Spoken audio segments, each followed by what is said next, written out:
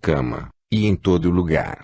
E a televisão nos passa só competição, com produtos de empresas que estão competindo, e esportes onde a competição e o desejo de ganhar dinheiro vale mais do que tudo.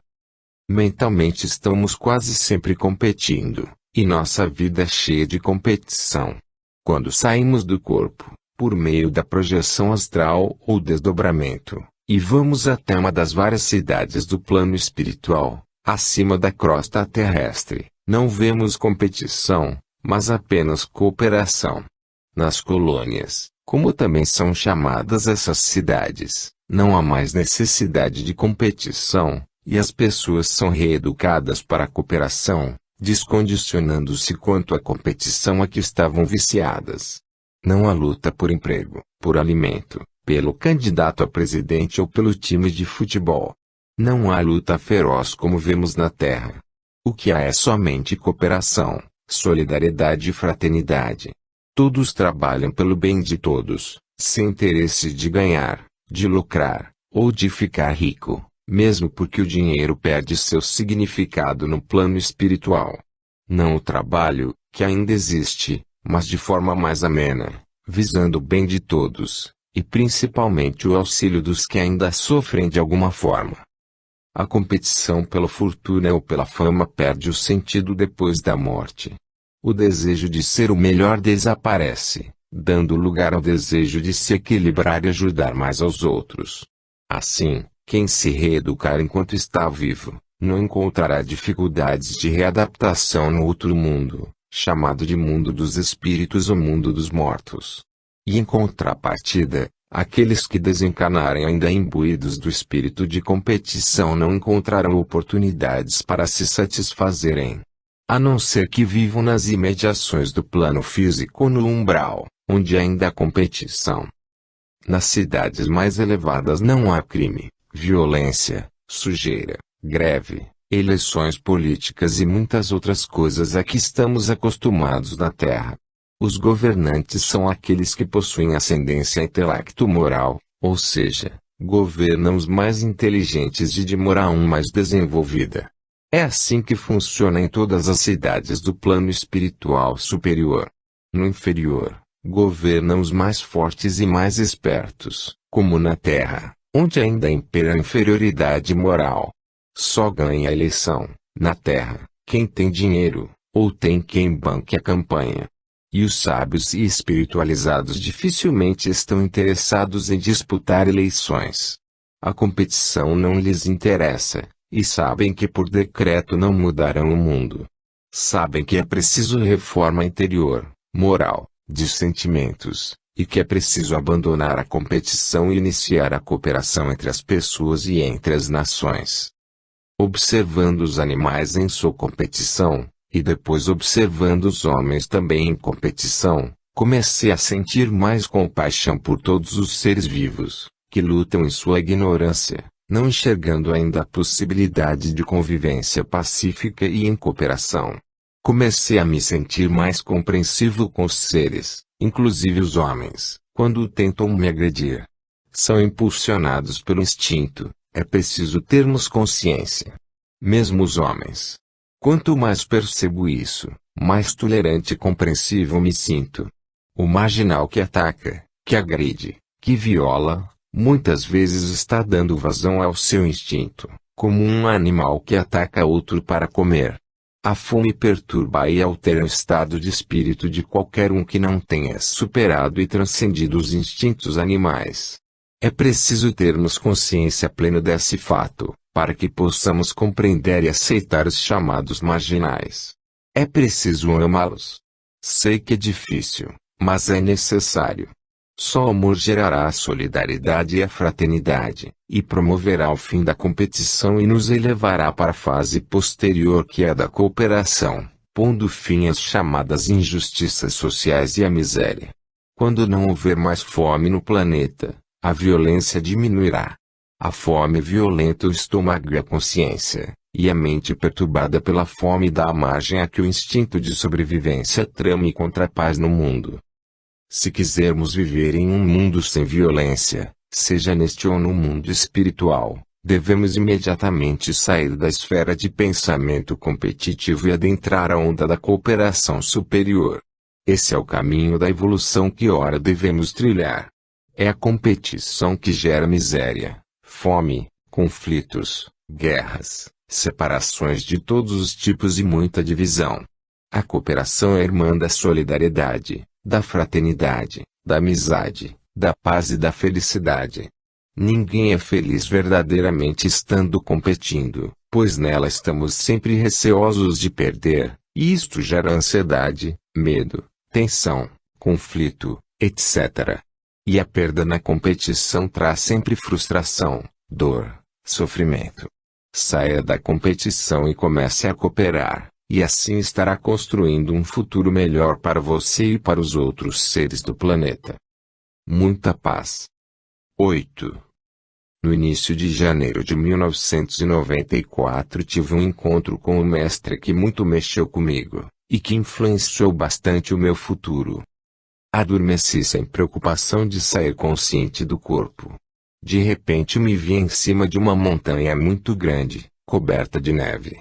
Fiquei olhando ao redor, vendo várias montanhas de pico branco, numa cadeia interminável. Pensei ser a cordilheira do Himalaia, e mal pensei nisso captei um pensamento dizendo exatamente, Beto. Percebi então que se tratava de Sanakhan, que já estava ao meu lado, não tendo eu notado a sua presença de imediato. Mestre, como vai? Bem, e você? Vou levando devagar. Porque vim parar aqui. Não mentalizei este lugar, nem mesmo estava pensando em montanha quando dormi. Pensei fortemente em você, atraindo-o para este lugar, pois aqui já estivemos muitas vezes, em uma encarnação passada. Não sabia que isso era possível. Quando o pensamento é forte e concentrado podemos fazer maravilhas. Queria conversar com você acerca de um assunto importante. Disse o mestre. Estou aqui. Podemos conversar. Você levou alguns anos fazendo palestras sobre assuntos variados, mas principalmente sobre assuntos mais científicos. Falava sobre a ciência espiritual, ligada à parte científica do espiritismo. Falava também sobre a parte filosófica. Depois você começou a se ligar mais nas relações humanas, voltando-se para os ensinamentos de Jesus, o maior psicólogo que já passou pela Terra. Ninguém entendeu tanto e tão bem os problemas de relacionamento humano como ele. As questões do perdão, do amor, do desprendimento, e muitas outras foram por ele abordadas. E após 2 anos falando sobre isso você começa a se voltar mais para o autoconhecimento, de forma mais decidida e profunda. Com razão, mestre. Tenho me voltado mais detidamente para o autoconhecimento, pois acho que ele é a base para as transformações pessoais e coletivas. Somente se conhecendo o homem poderá saber o que precisa ser mudado em seu jeito de ser. Sem conhecimento do que seja o ego, o ser, o espírito, não conseguimos avançar muito na senda espiritual autoconsciente. Por isso é que agora me concentro no meu autoconhecimento e tento ajudar os outros nesse processo. Muito bom, Beto. Vou trabalhar com você nesse caminho, mas não será tão necessária a projeção astral. Venho desenvolvendo em você há algum tempo suas glândulas cerebrais, ativando-as para que você possa receber mais claramente meus pensamentos, quase como numa incorporação. Nossa ligação será mais mental, telepática.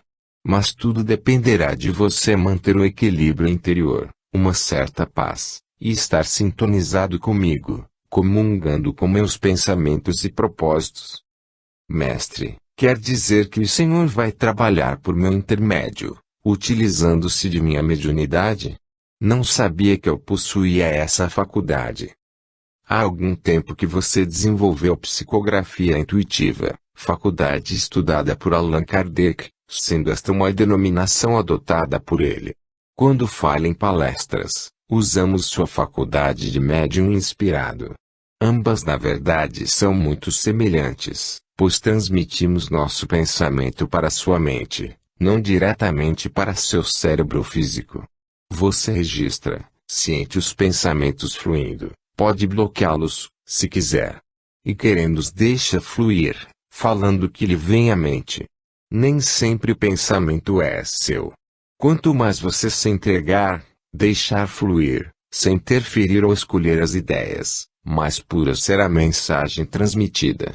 Aí está o segredo dos bons médiuns de incorporação que não são inconscientes. E também dos médiuns de psicografia intuitiva. Tenho já testado essa faculdade em você, e tenho sentido bons resultados. Mestre, tenho de fato sentido muita inspiração quando faço algumas palestras, e também quando escrevo. Muitas vezes estou irradiando meu pensamento para você, meu filho, mesmo sem estar presente no local onde você está.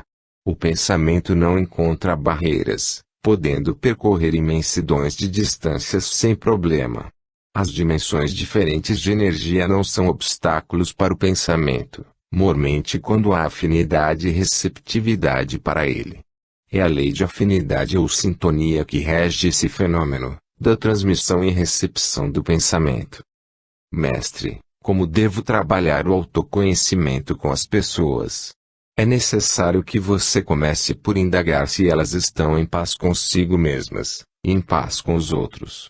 Depois, se disserem que não, peça que procurem identificar as causas das perturbações no interior da mente, as causas ou agentes que impedem o estado mental de paz. Identificadas as causas, então você começará a trabalhar em cima dessas causas, tais como impaciência, intolerância, irritação generalizada, medo, apego, condicionamento e muitas outras, que as pessoas colocarão em evidência. Cada um tem suas causas principais, mas quase todos sentem às vezes a sua tranquilidade ser abalada por um agente externo ou interno. E é preciso identificá-los antes de qualquer coisa. Por aí deve começar o trabalho de autoconhecimento. Com isso, as pessoas irão gradativamente se tranquilizando, se acalmando interiormente, possibilitando uma percepção mais clara e nítida de outros estados mentais que nós trabalharemos em conjunto. Vamos fazer com que as pessoas mergulhem cada vez mais profundamente dentro de si mesmas, num verdadeiro mergulho interior. Será uma viagem interior, mais importante até do que a viagem astral ou desdobramento. E uma coisa não depende da outra. Me inspire sempre, mestre. Assim terei coragem de me lançar nessa aventura interior com outras pessoas. Mexer com consciências é muito complicado. Mas é hora de mexer com as consciências, meu filho. As pessoas têm que parar para pensar, para refletir, e para se perceber internamente, observando o que elas são. Vivem quase de forma inconsciente. Sanatan segurou a minha mão e saímos dali, passado rapidamente a ver uma praia. Estávamos na areia, e podíamos ver as ondas quebrando, indo e vindo. O mar estava meio agitado, cheio de ondas. Observe, Beto, como as ondas flutuam acima da superfície do mar. Imagine-se uma onda. Você em determinado momento se descobre uma onda, pensa ser uma onda, acredita ser uma onda. Passa a ser uma onda autoconsciente. Desliza pela superfície, chocando-se às vezes com outras ondas, e acabam lutando por isso. Cada onda pensa ser uma onda individual e pensam ser independentes, sem qualquer ligação uma com a outra. Um belo dia, você, onda, tem a ideia de mergulhar dentro de si mesma, ou seja, auto-observar-se por dentro, para ver o que existe realmente dentro de você, o que você é na realidade. Resolve descobrir qual é a sua essência. Então empreende o mergulho interior, pela primeira vez, com coragem, e acaba por descobrir que debaixo da superfície há apenas água, um infinito de água, sem qualquer divisão ou separação. Descobre que apenas na superfície há a sensação de separação, e que esta sensação é apenas aparente, é ilusória. O que há é apenas o oceano líquido, de água, em verdade, em realidade. Apenas as ondas no estado de inconsciência ou ignorância pensam ser independentes, imortais, como ondas, não tendo consciência de que elas são em verdade o oceano, manifestado em múltiplas e incontáveis ondas, em sua superfície. As ondas são os entes inteligentes deste universo, quase todos ainda inconscientes de sua verdadeira natureza interior. O oceano é o absoluto, o Deus. O superfície é o universo fenomênico. Não há divisão ou separação real, mas apenas aparente, fruto da ilusão que envolve a todos os seres no início da evolução. A formiga é uma onda inconsciente. Você já está entrando na fase consciente da evolução, e muitas pessoas ainda estão na fase semiconsciente.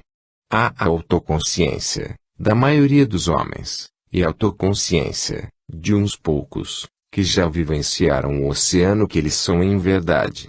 Isto é que é realização espiritual. É conhecer a sua natureza interior de espírito incondicionado, puro espírito, mente pura, consciência cósmica universal, ou outro nome que se dê à mesma realidade. O absoluto é imutável em sua dimensão virgem, porém imutável nas dimensões em que se manifesta no universo dos fenômenos, que faz também parte dele mesmo. Não há nada fora do absoluto, e ele interpenetra tudo. Deus está em tudo, e tudo está em Deus. Mas Deus não está todo em tudo, mesmo estando em tudo. Daí os conceitos de onipresença, onisciência, fruto dessa integração e comunhão entre Criador e criaturas. No fundo, e na verdade, não há divisão, que é apenas aparente. A sensação de separação é a ilusão da mente que se sente separada por não conhecer sua natureza interior verdadeira. Mestre, será que as pessoas conseguirão sentir isso tudo? Depende de como você trabalhar o autoconhecimento. Esteja sintonizado comigo que vou ajudá-lo. Tentaremos ajudar as pessoas a mergulharem dentro do ser. Faremos as ondas descobrirem que são o oceano, e despertarão do sonho inconsciente, passando a viver de forma lúcida, conscientes de que são reais em essência, imutável em sua base, mas mutante em sua superfície. A vida na fase da autoconsciência é bem melhor, pois nela já não há luta, conflito, competição, ódio, vingança, e tudo aquilo que perturba a paz interior. Que a vida é bem melhor depois que vivenciamos o absoluto, isso é verdade. Porém, mestre, isso só não é suficiente. É preciso que trabalhemos internamente para nos livrarmos dos condicionamentos, dos apegos, dos medos, dos desejos de coisas que não nos fazem bem, das ilusões, da impaciência, da intolerância e muitas outras coisas. Você tem razão, Beto, o trabalho é árduo. Conhecer-se pode ser até fácil, porém transformar-se, dominar-se, pacificar-se, isto não é tão fácil. É preciso vontade firme e resoluta. Sinto grande afinidade com o trabalho de autoconhecimento, mestre. Quero muito ajudar as pessoas a se conhecerem bem, e fazerem sua mudança, caso queiram. Ajudarei você, meu filho, porque acho que o autoconhecimento é necessário para a fase de evolução consciente. E as pessoas que se conhecem e adquirem autodomínio são mais felizes, porque estão em paz interiormente. A paz só se instala com a extinção de todo tipo de conflito na mente. E como podemos extinguir os conflitos sem conhecer a sua origem e mecanismo de nascimento? Tem razão, mestre. É preciso que se conheça o mecanismo do surgimento dos conflitos, para então trabalharmos em cima deles até eliminarmos os efeitos e acima de tudo as causas dos conflitos. Se eu não sei por que tenho medo, como deixarei de ter medo? Se eu não sei por que sou egoísta e isso me incomoda, como poderei deixar de ser egoísta? Se fico impaciente com determinada coisa e não gosto, mas não conheço as causas da impaciência, nem como me livrar dela, como dissolverei a impaciência e me tornarei imune a ela? Por isso é importante conhecermos as causas das coisas que nos incomodam, das coisas que perturbam ou impedem a nossa paz interior. Esse é o primeiro passo, Beto. Conhece-te a ti mesmo, como dizia Sócrates, e como estava escrito em um velho templo da Grécia Antiga, muito tempo antes de Sócrates. A partir do conhecimento do que há dentro de nós em termos de desejos, emoções, sentimentos, apegos, e do controle dos pensamentos, poderemos direcionar nossos desejos, fortalecendo-os ou esvaziando-os, através do pensamento reiterado ou da ausência de pensamento sobre aquele determinado desejo. Se você pensa muito em uma coisa, tende a desejá-la cada vez mais, e até a se apegar a ela. Se corta a fonte de combustível do desejo deixando de pensar, eliminando o pensamento relacionado àquela coisa, esvazia o desejo, impedindo que venha a se apegar a ela. Mestre, percebo realmente que a fonte de alimentação dos desejos e consequentemente do apego é o pensamento. Daí considerar que é necessário o conhecimento profundo do mecanismo do pensamento. Sim, Beto, é preciso conhecer o pensamento e saber como ele se forma e como permanece na mente. Se você, por exemplo, vê uma maçã e acha ela bonita e cheirosa, dá uma mordida e acha ela gostosa, tende a desejar dar outra mordida, para que se repita o prazer que sentiu ao mordê-la. O desejo de repetição do prazer, por meio de repetição da experiência, somente ocorre porque temos memória. E o apego intrínseco no desejo de repetição também só existe por causa da memória. Mas a memória não é culpada pelo apego. Ela nos permite aprender e guardar o que aprendemos, poupando trabalho quando nos deparamos com um problema que já sabemos resolver. Sem a memória não haveria evolução. E aí incluímos tanto a memória da mente como a memória dita genética. O problema está na repetição dos desejos de forma desenfreada e sem compreensão. E o desejo, no fundo, é pensamento. Então repetir o desejo é repetir um mesmo pensamento relacionado a alguma coisa. E essa repetição acaba por dar nascimento ao que chamamos de apego. Ficamos presos mentalmente a uma ideia ou pensamento, sem conseguirmos nos livrar dele, sem nos libertarmos dele. E ficamos correndo atrás do objeto do nosso desejo, até nos sentirmos satisfeitos.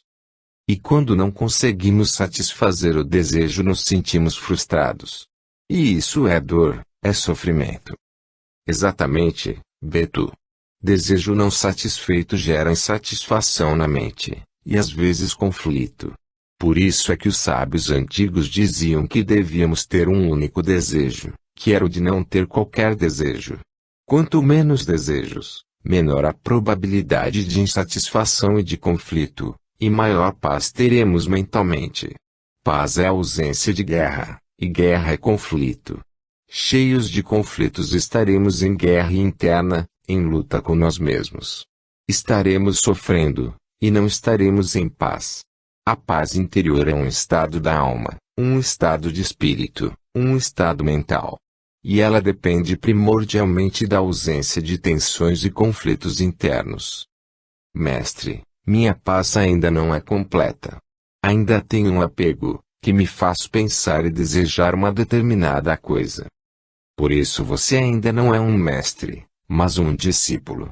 Já avançou muito, sabe muita coisa, mas ainda se irrita e se impacientes às vezes, principalmente com uma determinada pessoa com quem tem ligações profundas do passado.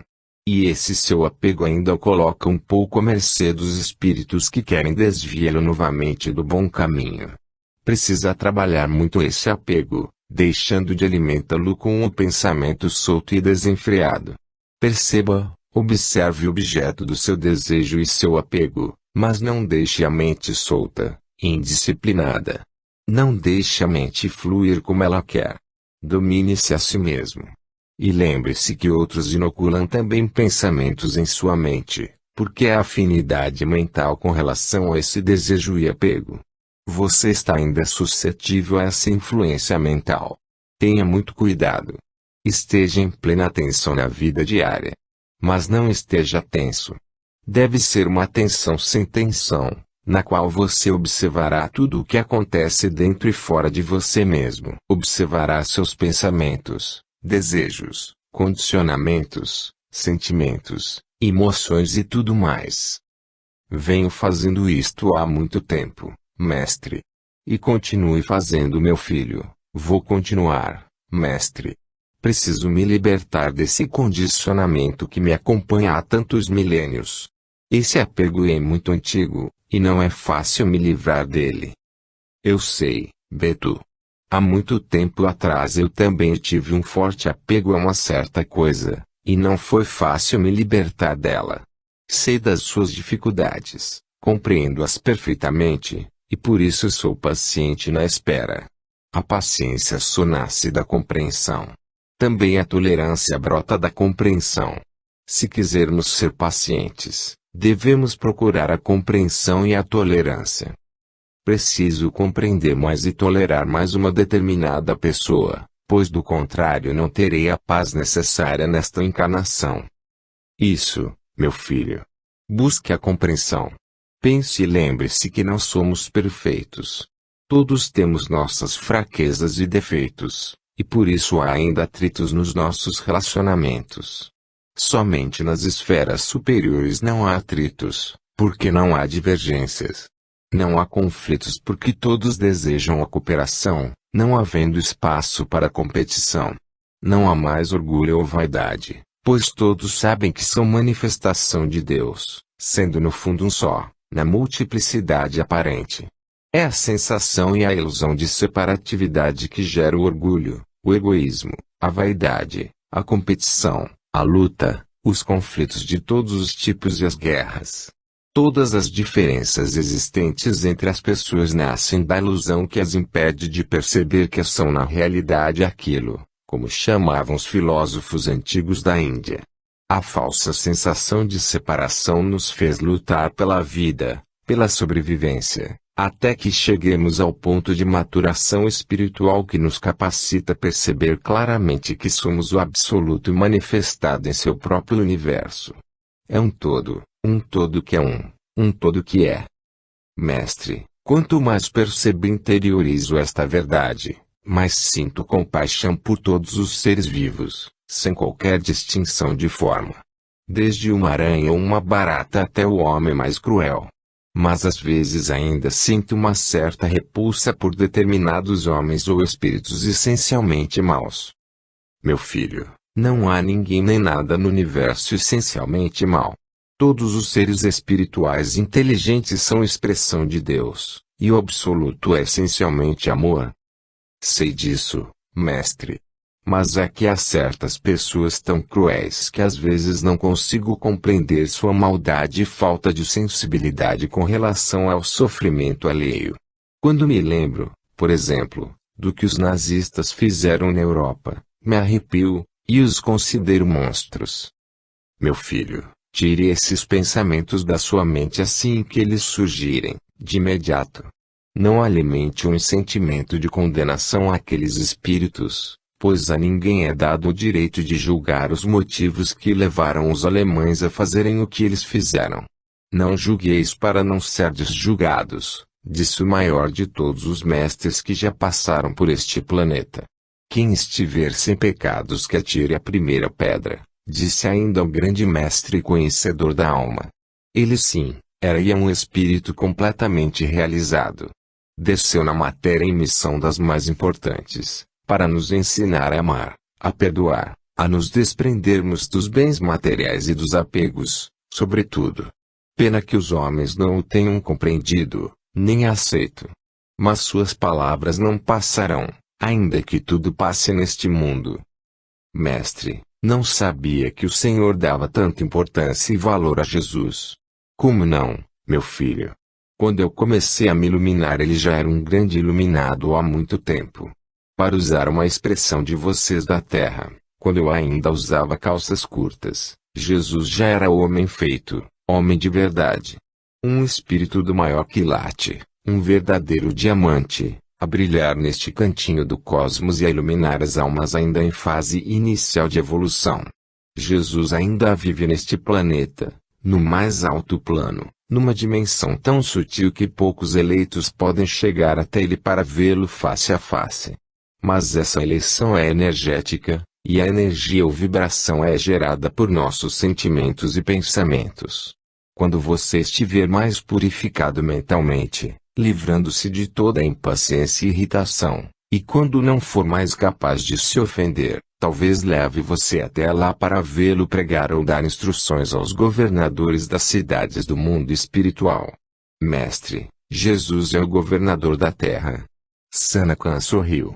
Depois disse, ainda não posso responder esta pergunta. No futuro você saberá. Mestre, sou macaco de auditório de Jesus. Eu o adoro. Quis muito seguir o seu caminho há tempos atrás. Ainda está em tempo, meu filho. Disse Sanatan sorrindo.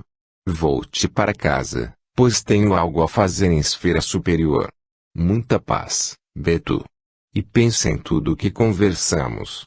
Pensarei, e estarei em plena atenção aos meus pensamentos, emoções, desejos e condicionamentos. E procurarei compreender mais, e tolerar mais, cônscio de que também sou imperfeito, cheio de defeitos. Muita paz, mestre. Muita paz, meu filho, e até breve. 9. Em outubro de 1993, realizando um antigo sonho meu, fiz uma viagem ao Oriente Médio, mais especificamente ao Egito, Israel, Turquia e Grécia. E nessa viagem tive uma experiência das mais incríveis e assustadoras que já tive, de projeção astral ou desdobramento. Na ida, sobrevoei de avião a ilha de Creta, no mar Mediterrâneo, o que me fez lembrar das lições de história, do Minotauro, etc. Uma visão incrível. Creta é muito grande, montanhosa, e quase desprovida de vegetação. É bastante árida. Desembarquei na cidade do Cairo, capital do Egito moderno, onde fiquei 2 dias inicialmente.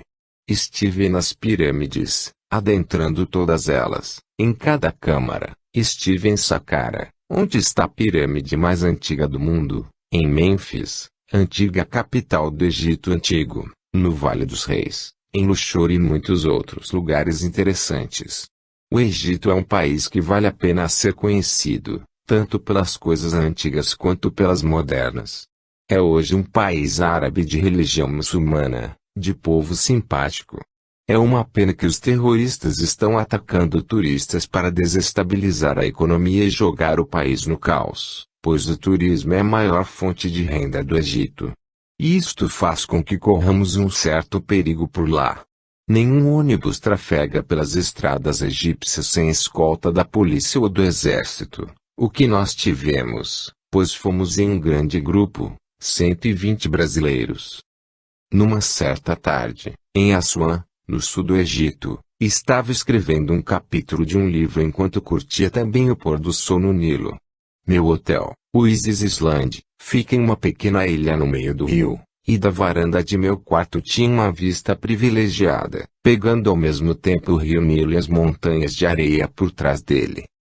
Antes de terminar o capítulo que estava escrevendo, lembrei-me de um místico indiano, de quem já ouvira falar, e lera 2 livros. As informações que eu tinha eram todas positivas e favoráveis a ele, salvo 2 experiências de projeção astral que tivera algum tempo antes da viagem e que me mostravam um homem diferente daquele descrito nos livros. Vi, em ambas, um homem orgulhoso, meio prepotente, metido a porreta, para usar uma expressão bem baiana, e que tinha outro rosto. Logicamente na época achei estranhíssimas essas percepções. E cheguei até mesmo a duvidar das experiências, pensando que talvez fossem sonhos criados por minha mente. Mas eu não pensava nele, e o que lia mostrava um outro homem. Ao terminar então o capítulo que escrevia na margem do Nilo, decidi escrever sobre esse determinado místico no capítulo seguinte. As coisas que um grande espírito baiano havia falado sobre o indiano, pois também esteve com ele na Índia, fazia com que eu duvidasse de meus sonhos, e achasse que o espírita estava certo. Pois quem sou eu, perto do tal palestrante espírita? O indiano seria um iluminado, o homem mais evoluído encarnado no planeta atualmente, era o que dizia o espírita baiano. Faria por isso, pensei no Egito, sua propaganda e divulgação através de meu livro. Naquela noite, no entanto, teria uma experiência horrível, de projeção. E não a contei no outro livro porque ela aconteceu depois de sua publicação. Não estava pensando no santo indiano quando me deitei para dormir, nem pensava em um amigo meu que estava em Salvador. De repente estava com um amigo, um dos filósofos do parque, projetados, na comunidade do indiano, em pequena localidade na Índia. Estávamos vendo sentado em uma cadeira, com exata aparência que se vê nos seus livros, a falar. E vimos também uma segunda figura, como se estivesse em outro ambiente, também sentada em uma poltrona a falar para pessoas. O primeiro, que estava mais próximo de nós, estava só. Ouvi ele dizer a frase quanto mais poder melhor. E de repente começou a fazer caretas estranhas, passando a se transformar, ou se metamorfosear em macaco. Só a cabeça. Achei aquilo estranhíssimo, e disse a meu amigo Krishnamurti tinha razão. Krishnamurti foi um pensador moderno que nasceu na Índia mas foi criado no Ocidente, pelo pessoal da Sociedade Teosófica. Criado para ser um novo Messias, acabou por abandonar o sonho dos teosofistas e passou a levar o resto da vida a fazer palestras pelo mundo e a escrever. Era contra toda a autoridade religiosa, e o seu trabalho levava ao autoconhecimento. Quando disse que Krishnamurti tinha razão, houve no ambiente onde nos encontrávamos uma explosão, com barulho e tudo. Houve um clarão de luz e depois muita fumaça. E então percebi que eu e meu amigo estávamos presos, mas presos mesmo, na parede ou parecia ser parede, com os braços abertos em postura de crucificados. Não podíamos nos mover nem um pouco, nem sair dali.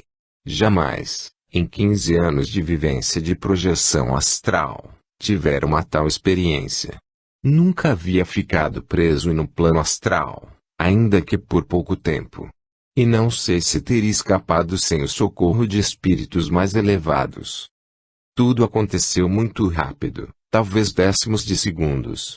Quando me vi preso, impotente diante daquele ataque espiritual poderoso, senti um grande medo, e a primeira coisa que fiz foi gritar Jesus. Sanakam. E quase que imediatamente senti que descia uma energia poderosíssima do alto, naquele local, e neutralizava completamente a força daquele espírito. Havia muita fumaça, e de repente me senti novamente livre, vendo uma figura envolta numa espécie de roupão com um capuz na cabeça, de cabeça baixa, a se arrastar no ambiente, mas de pé. De repente estava eu batendo com uma espécie de corda ou chicote naquela figura cujo rosto não via direito. E ele saía por uma porta. Nada mais me recordo, nem mesmo como retornei para casa. Como pode ver o leitor, a experiência foi muito estranha. Mas de uma coisa eu tenho certeza, não foi sonho criado por minha mente. Aquilo foi muitíssimo real. E quando acordei decidi não mais escrever sobre o santo indiano até ter certeza de quem ele era realmente. Não foi por acaso, pensei, que tive aquela experiência, justo no dia em que resolvi escrever sobre ele e fazer sua propaganda. Havia algum fogo por trás daquela fumaça, como diz o ditado, onde há fumaça há fogo. E resolvi então pesquisar mais sobre o fazedor de milagres. Li outro livro seu quando cheguei em Salvador, e não gostei. Achei que talvez já estivesse agora influenciado pela experiência da vida no Egito. E o tempo passou. No segundo semestre de 1994, soube de um amigo que havia um grupo se formando para ir à Índia ver o Taum místico. Como vocês sabem, minha ligação com a Índia é antiga. E agora tinha um forte motivo para querer ir lá, ver de perto o milagreiro. Resolvi partir com o grupo. Eram todos simpatizantes dele, menos eu, que só queria investigá-lo. E aproveitaria para dar um giro pela Índia. No dia 10 de dezembro de 1994 partimos. Passamos por Paris, e lá pegamos outro avião para Bombaim, no centro da Índia. Dormimos no avião, pois o voo era noturno. E foi nessa noite que tive outra experiência envolvendo o santo. Saí do corpo, sem planejamento algum, e fui até ele. Me lembro de estar em lugar fechado, não muito grande, onde havia muita gente em pé, ouvindo um homem que estava na frente. Ele retirava uma manga, fruta, não sei de onde, e colocava numa espécie de mesa ou estante inclinada, como as que existem em algumas feiras. E ele não tinha o mesmo rosto que eu conhecia do indiano, que vemos nos livros e revistas. De repente entrou no recinto um padre e falou alguma coisa para aquele homem, mas não me recordo mais das palavras ditas, sendo no entanto algo relacionado aos milagres daquele homem. Pedi ao padre para ele fazer uma aparição de objetos, uma materialização. E o homem então fez uma cara feia para o padre. Nesse momento, vi no lugar daquele homem a clara figura conhecida do santo, tal qual via nos livros. E disse mentalmente a fulano. Então fui atacado por alguém. Saí dali em disparada, voando, de retorno a meu corpo, tendo junto a mim um espírito altamente enfesado a tentar apertar meu pescoço. Eu voava de costas, para não ficar de costas para ele, que vinha todo atrás de mim. Pedia socorro o tempo todo, até que despertei no corpo, estando sentado na poltrona do avião, a caminho da Índia. Nem bem chegara no país e já estava sendo atacado. Era promessa que muita coisa iria me acontecer, pensava na época. E isso me preocupou. Antes de viajar, uma amiga me contou um sonho que teve comigo, no qual eu me arrastava pelo chão, sem poder andar. Fiquei meio receoso. Será que aquele espírito, fosse quem fosse, tinha esse poder todo? Mas a minha curiosidade científica sempre me inspirou a coragem. Na primeira noite que dormi em solo indiano, depois de 3 dias de viagem, e 2 noites dormindo em avião, não consegui dormir. Tinha a impressão o tempo todo que seria atacado. Mas isso não aconteceu, pelo menos fora do corpo. Passamos um dia em Bangalore e partimos depois para o lugar onde mora o santo. Ao chegarmos lá, fui logo surpreendido com o tamanho do seu ashram. Parecia um quartel, todo murado, altos muros. Muitos prédios e apartamentos, eram na época 2.000 apartamentos, e alojamentos em galpões, para centenas de pessoas. Vi uma construção enorme no alto de um morro que me lembrou o filme Conan, o Bárbaro. Era o Museu das Religiões, do Milagreiro. Ficamos alojados em um hotel do lado de fora do ashram, o que eu adorei, porque teria maior liberdade de observação. São milhares de pessoas diariamente transitando pelo local. Gente do mundo todo. E o homem santo somente aparece 2 vezes por dia, uma pela manhã e outra pela tarde, durante cerca de 10 minutos. Todos têm que esperar em filas durante mais de 1 hora, talvez 2, tanto de manhã como de tarde. Isso somente para ver o homem passar lentamente recolhendo cartas que não responde, pelo menos materialmente. E chama um grupo para uma entrevista com ele, separadamente, sem que os outros vejam. Passei 8 dias com os brasileiros no ashram e não fomos chamados. Depois viajei sozinho para o centro e o norte da Índia. Enquanto estive em sua aldeia, não tive nenhuma experiência de projeção astral, ao contrário de minhas expectativas. Por isso, lá, toda a minha observação foi feita no que toca ao plano físico. A obra material do homem, seu comportamento, o comportamento de seus auxiliares, a vida em sua comunidade e sua relação com as pessoas. O ashram é cinematográfico, hollywoodiano. A casa do santo não é o que se poderia chamar de uma casa modesta. Não, não é. É grande, com uma fachada linda, 2 varandas luxuosas e um galpão imenso nos fundos, onde tive oportunidade de entrar e assistir a sua única palestra naqueles dias. E uma coisa rara, segundo soube, porque ele não fala ao povo que vai lá. Há um templo muito bonito, com o interior ricamente decorado com uma grande carruagem de Krishna nos fundos e os retratos em tamanho natural do santo e outro místico já há muito morto, de quem ele diz ser a reencarnação. Achei aquilo estranho. Colocar o próprio retrato para adoração no altar do templo. No Museu das Religiões, praticamente a metade é dedicada ao homem. Sua vida e sua obra. sua associação ao outro místico do passado e outras coisas. E termina com uma verdadeira lavagem cerebral com aparato eletrônico.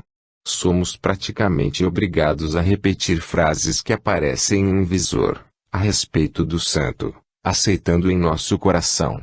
Sentimos certa competição no museu em relação a ele e Cristo. Sempre que há um quadro de Jesus, há um do mesmo tamanho e com igual pose do indiano. Estranha necessidade. O símbolo do Ajam é composto dos símbolos das maiores religiões, algo eclético, ecumênico.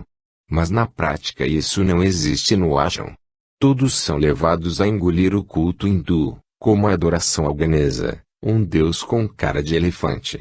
Todos os dias de manhã cedo, às 5h30, a procissão para adorar o Ganesa. A meditação que não passa da repetição do mantra Om, sem nenhuma orientação ou condução por instrutor. Há um grande comércio dentro do Ajam, de comida, pôsteres do santo até dos pés, livros e cinza. Há uma fábrica de cinza dentro do Ajam. Muita gente chega no Brasil dizendo que a cinza que trouxe foi materializada pelo santo, o que não é verdade. Há um fogo sagrado, segundo uma seguidora dele, brasileira, queimando dia e noite os restos de alimentos, o que gera cinza, e por isso quilos e mais quilos são vendidos todo dia dentro do Ajam. E também do lado de fora, pelos camelôs. Um inclusive nos ensinou a limpar pratarias com a cinza, e demonstrou. No local onde as pessoas ficam para ver o homem há várias colunas revestidas de granito e grandes e caros lustres. As mulheres ficam separadas dos homens, sendo que ocupam 3 apenas do espaço, ou menos, e o santo passa perto de poucas mulheres, diferentemente do que acontece na parte dos homens. Clara discriminação com as mulheres. Típico da Índia. Lá a mulher é totalmente discriminada em relação ao homem. E no Ajam do maior santo atual isso é ainda mais forte do que no resto da Índia. Em várias cidades por onde andei vi mulheres indianas sentadas com sua família em restaurantes. No Ajam desse santo, o restaurante é dividido com uma divisória de madeira, e enquanto almoçamos, tomamos café ou jantamos sequer vemos as mulheres. As filas são separadas. Não vi nenhuma mulher entrar no templo do homem. Aliás, a fila somente se forma na parte dos homens, o que me levou a concluir que elas não podem entrar no templo dele. E soube que mulher não entra em sua casa. Ou seja, a mulher é claramente discriminada no Ajam e pelo santo. E isto, salvo o melhor juízo, não é postura de um iluminado. Pense em Jesus, Buda, Krishna ou Gandhi discriminando as mulheres. Todos eles tiveram discípulas. Nenhum se deixava adorar ou construir o templo para sua adoração em vida. Buda inclusive antes de morrer, nas últimas horas, deu instrução aos seus discípulos para não fazerem imagens dele, o que depois foi desrespeitado. Não consigo imaginar um ser evoluído, iluminado, mandando as mulheres se sentarem em local distinto dos homens ou mesmo permitindo que seus discípulos façam a discriminação. Todo iluminado ultrapassa as barreiras do seu tempo e da sua cultura, transcendendo os preconceitos, lutando contra as coisas erradas do comportamento humano, e até muitas vezes são mortos por isso. Mas não teme a morte. Um espírito verdadeiramente evoluído não é retrógrado, e não fica preso ao passado cultural. Há em um morro no Ajam imagens grandes dos fundadores das 4 maiores religiões do mundo. E acima dessas imagens, mais no alto, a imagem de um homem com cara de macaco, que faz parte da mitologia hindu. Essa imagem é bem maior que as outras, e domina a paisagem. Achei contrária à ideia do ecumenismo. Na verdade o que se vê no Ajam é a predominância da cultura hindu e da religião hindu. Dentro do Ajam não há nenhuma imagem de outros fundadores de religião, nem altar para adoração ou culto. Não há espaço para qualquer outro culto além do hindu. Há nisso, ao meu ver, uma contradição, se tomarmos como parâmetros livros do Homem dos Milagres. Nos 8 dias em que fiquei em sua aldeia procurei saber de brasileiros e estrangeiros se conheciam algum caso de cura feita pelo santo. Nenhum caso foi apurado. Não houve cura naqueles dias nem tive notícias reais de que tenha acontecido em outros tempos. Procurei observar as materializações tão faladas, tão propagadas, e tão famosas. Para minha surpresa, não houve nenhuma. As pessoas chegam no Brasil trazendo balas, bombons que dizem terem sido materializadas pelo homem dos milagres. Isso não é verdade. Ele não materializa bala nenhuma. No segundo Darsan, ou bênção dada pelo homem, que participei, pela manhã cedo, tive a sorte de ficar na primeira fila, e procurei um lugar estratégico, ficando na quina do corredor em formato de rele, por onde anda o santo, de onde vi desde a hora em que ele saiu de casa até quase o final do desfile e arrecadação de cartas. E logo de saída mostrei a um viajante brasileiro que estava comigo que o homem não flutua, como falam algumas pessoas. Vimos seus pés se movendo por entre a longa roupa que se arrasta no chão. E pudemos ver como as pessoas colocavam bandejas cheias de balas no chão ou em altura razoável para que ele pegasse e jogasse na multidão. E vimos de fato ele em gestos ultra rápidos meter a mão nas bandejas e jogar as balas ao povo. Se visto do fundo, sem ver ele pegando as balas, como aconteceu comigo no primeiro dia, pode-se ter a impressão de que ele realmente está tirando as balas do nada, ou do ar, ou materializando-as. E muita gente fica só atrás vendo isso, tendo já chegado lá sabendo das proezas do homem e não questiona nada. Acham que as balas são materializadas por ele, o que não acontece verdadeiramente. Se é tudo armação proposital ou é o povo fanatizado que cria e inventa, só Deus sabe. Não vi materialização de cinza alguma no meio da multidão. Nem anéis, joias, pulseiras ou relógios. Nada. Ou ele nunca materializou nada ou se aposentou dessa atividade, ou perdeu os poderes, se é que já teve um dia. O homem dos milagres possui mais de 200 auxiliares permanentes no ashram. Eles não fazem nada fora do ashram. Suas vidas se resumem àquilo ali. As mulheres desse exército são hiper mal-humoradas e muitas são violentas. Empurram as mulheres na fila, retiram grupos para colocar outros que chegaram depois, sem critério algum, como aconteceu com as brasileiras de Salvador. Em 8 dias no ashram, somente vi 2 desses membros do exército dos santos sorrirem. Um foi um senhor que trabalha na agência de telefone, quando soube que eu era brasileiro e perguntou sobre futebol. E o outro foi um rapaz, este sim, dando um sorriso aberto, o que chamou a minha atenção e de um outro brasileiro. Dissemos quase ao mesmo tempo espantados: você viu o sorriso daquele cara? Devido à raridade e à desconexão do sorriso ali dentro. Parece um quartel, ou pior, uma prisão. Ninguém sorri, ninguém brinca. É tudo muito triste. Todo mundo de cara amarrada, parecendo que não está feliz. Não se pode ficar sozinho em nenhum lugar do ashram sem a vigilância permanente do exército de seguidores do santo. A cada esquina, a cada beco, a cada curva de rua há pelo menos uma pessoa vigiando. Não se pode tirar fotos de nada lá dentro, nem filmar. E eles vendem filmes e fotos só do que querem e lhes interessa mostrar ao mundo. As coisas contraditórias que eu vi não estão em nenhum livro ou revista, e dificilmente estarão um dia. Os livros vendidos lá e no mundo não dão a real mostra do que é o ashram e o homem milagreiro. Fui detido um dia ao descer de um morro onde estive lendo, tirando fotos e meditando. Engraçado é que quando subi não havia ninguém no pé do morro. Ninguém me viu subindo. Mas quando desci havia mais de 5 homens me esperando, que logo me cercaram e me levaram para o escritório de segurança do ashram, onde fui interrogado sobre o que fazia lá no morro. Cheguei a ter receio do que poderia me fazer, porque são fanáticos. Soube depois, ao viajar sozinho para Bangalore, que já houve vários atentados à vida do santo, e todos envolvendo estudantes de suas escolas. Por que será? No último, em 1993, Morreram 2 estudantes e 2 seguranças do Ashram, segundo me contou um motorista de táxi que é seu seguidor e admirador. Há uma verdadeira idolatria ao homem dos milagres no Ashram e em sua aldeia natal, mas é só lá. Nem em Bangalore, que fica a apenas 120 quilômetros, isso não acontece. Não se vêem retratos seus pelas lojas dessa cidade, como há em sua aldeia, porque nesta os comerciantes vivem dos turistas adoradores do santo.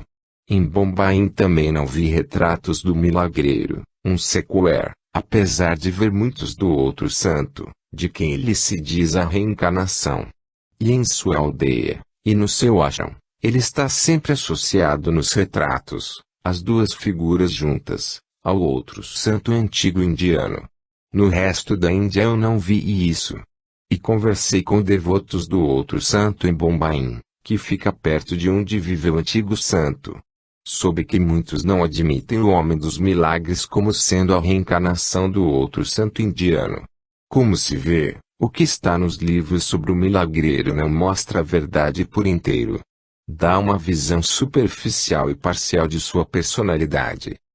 Soube da pessoa que nos levou até o santo e que é devoto fervoroso e inquestionável dele, que uma vez ela lhe pediu para beijar seus pés e ela prontamente levantou a barra do vestido e mostrou os pés, colocando-se à disposição para o beija-pés.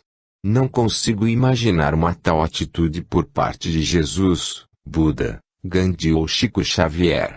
Isso não é demonstração de humildade. Muito pelo contrário. O nível de fanatismo que eu vi no ashram jamais havia visto antes em qualquer das igrejas das mais fanáticas no Brasil. As pessoas ficam loucas quando o santo sai de casa, e consideram-no a reencarnação de Deus. Ele é Deus para seus devotos mais fervorosos, pelo menos. Soube que ele nunca saiu daquela pequena região da Índia. Não fala às pessoas. Fica o dia todo trancado dentro de sua casa. Voltando então às experiências de projeção que tive, tudo o que vi no ashram bate com essas experiências e com as percepções que tive do homem dos milagres anteriormente, e que não li em lugar algum. Sempre vi em sonhos um homem vaidoso, meio Deus. E foi essa sensação que tive durante os 8 dias no seu ashram. Foi isso que captei dele. Não senti nem um pouco de simplicidade ou humildade.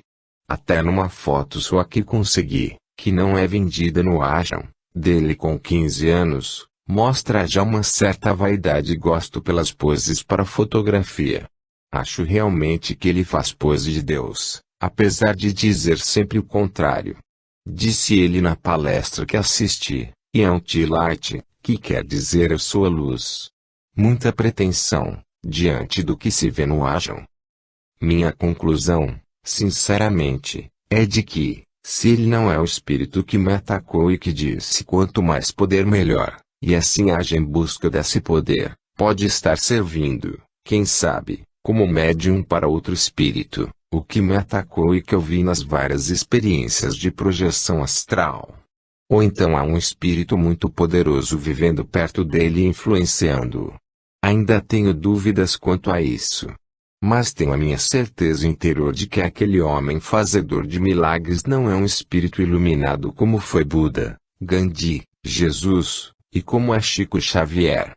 Humildade está ali, e simplicidade nem se fala. Ao redor do santo indiano há ostentação, o que não é próprio dos iluminados. Ficam minhas observações e minhas conclusões para o leitor julgar por si próprio, e se puder, vá lá na Índia conferir o que eu disse aqui. Livros podem enganar, mostrando parte da verdade, o que também a imprensa pode fazer, mas seus olhos veem a verdade, e seu coração a sente. Não estava condicionado nem sugestionado contra o fazedor de milagres quando do Egito me projetei para a Índia. Pelo contrário, tinha decidido escrever falando bem dele, quando então fui até lá e fui atacado. E isso desencadeou um processo investigatório que culminou com a minha ida à Índia, e as minhas conclusões aqui lançadas, sem medo. Se eu estiver errado, o santo não se afetará com o que digo, pois ele seria um iluminado, e um iluminado não se ofende. Não é verdade? E que Deus me perdoe se eu estiver de fato errado. Muita paz. 10. Tenho muitos amigos, de diversos graus de intimidade e confiança. Mas amigos filósofos, pensadores de verdade, são poucos.